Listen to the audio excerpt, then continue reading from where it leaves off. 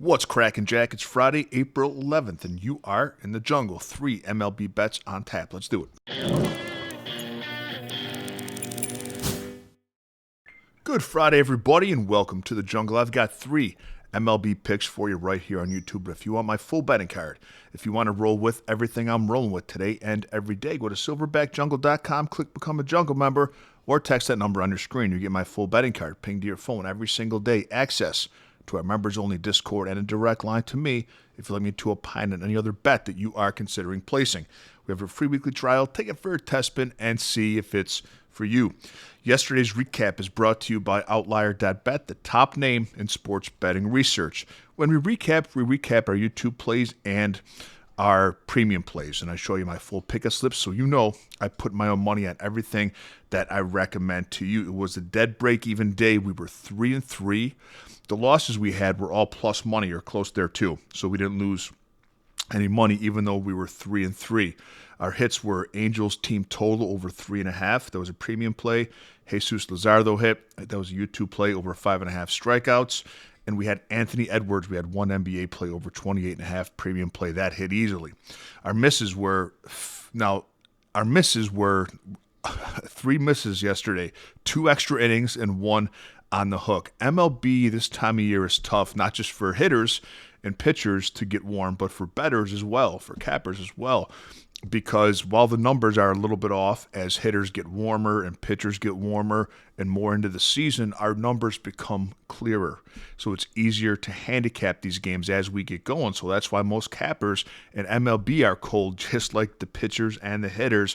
But we'll get going, and you could see that MLB is getting a little clearer because, like I said, our 3 losses yesterday, Philly on the money line, extra innings, Toronto on the money line, and they were both plus money.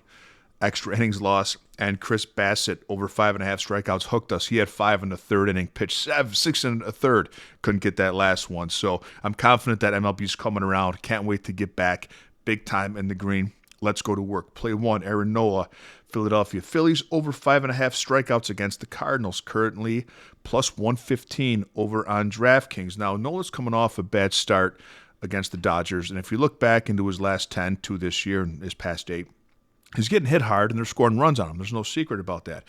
But we're not betting on that. We're not betting on runs against nor hits against. We're betting on strikeouts, and the strikeout stuff has still been there.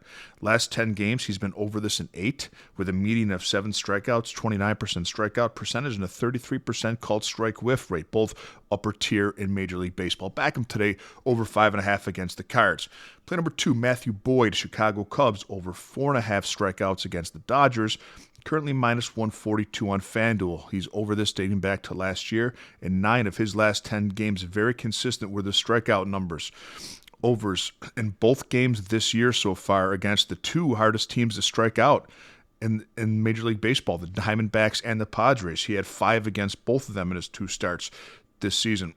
And the Dodgers, who's playing today, although they're great hitters, of course, they strike out a lot, and they strike out especially to lefties. 24.8% of at-bats this year, strikeouts to lefties. That happens with a lot of power hitters. They strike out more often than contact hitters, of course, and that's 9th most in Major League Baseball. Back Boyd today over 4.5 strikeouts against the Dodgers.